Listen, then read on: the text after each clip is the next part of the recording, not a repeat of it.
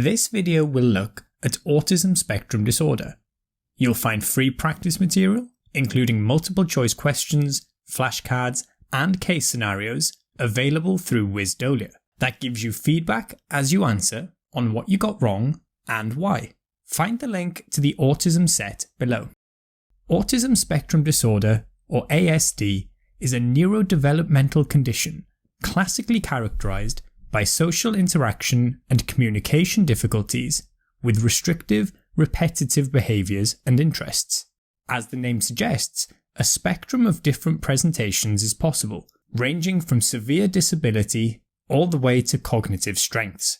This is important because historically, the term Asperger's syndrome was used to describe those with higher functioning or higher IQ, but is now considered part of ASD, as are other neurodevelopmental conditions like childhood disintegrative disorder.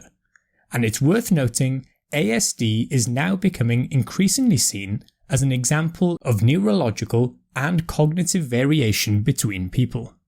As we mentioned, the clinical presentation can vary greatly, but the two core domains affected are social communication and interaction, and repetitive, restricted, or stereotyped behaviours, interests, or activities.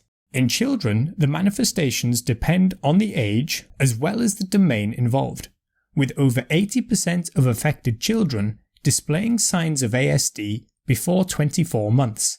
Example symptoms affecting social communication and interaction include delayed nodding or shaking of the head, a lack of vocalization or babbling, or delayed language, some of which may be non-verbal, while others may have early language development and have adult-like speech. There's often fewer facial expressions, and one of the most sensitive markers is not pointing at objects of interest, instead touching or guiding the caregiver's hand to it.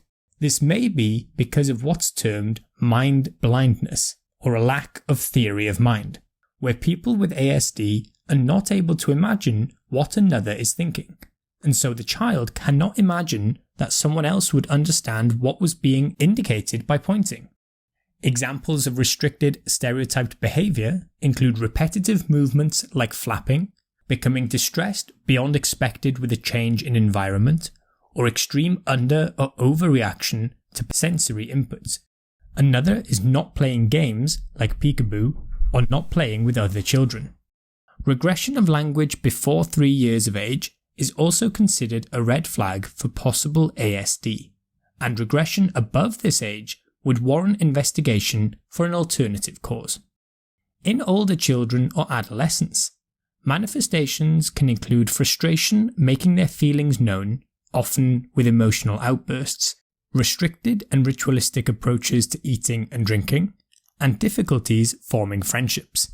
In adults, ASD should be considered if there are one or more of social communication or interaction difficulties, stereotyped restricted behaviour, or resistance to change or restricted interests that have an onset in childhood, and one of difficulty in finding and keeping employment or education, previous contact with mental health or learning disability services, and difficulty in initiating or sustaining social relationships.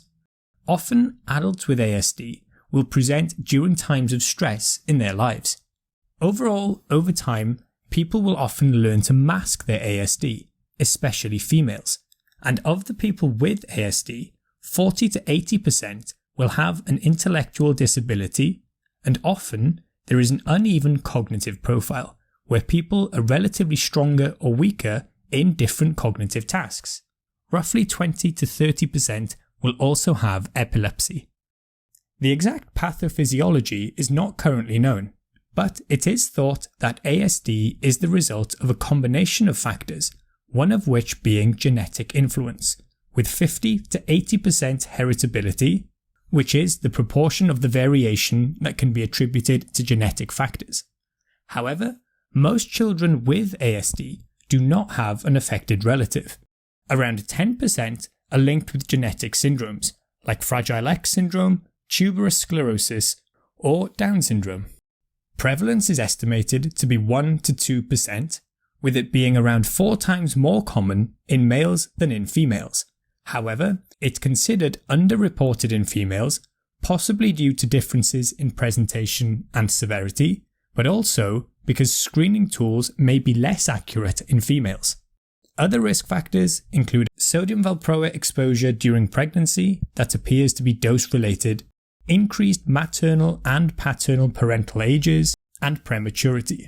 In the past, it was thought that vaccines may have caused ASD. However, current evidence states that this is not the case. A diagnosis is typically made by a specialist and is clinical, meaning it is based on the history and examination rather than any specific test. There are some standardized interviews and observational assessment tools that may be used as part of this. For example, in adults, the Autism Diagnostic Observation Schedule and the Autism Diagnostic Interview Revised. ASD screening tests are also available, but should not be used alone as a tool to decide whether specialist referral is needed or not. For example, the Childhood Autism Rating Scale. Many of these tools are based on the DSM-5 criteria, which require persistent deficits in social communication and interaction across multiple contexts, including all 3 of deficits in social reciprocity, in non-verbal behaviours used for social interaction, and deficits in developing relationships.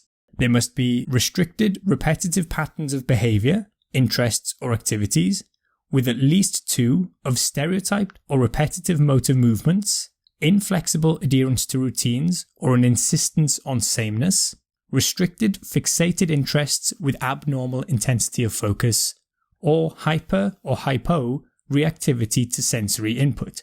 These must be present in the early developmental period, cause clinically significant impairment, and cannot be better explained by intellectual disability or global developmental delay.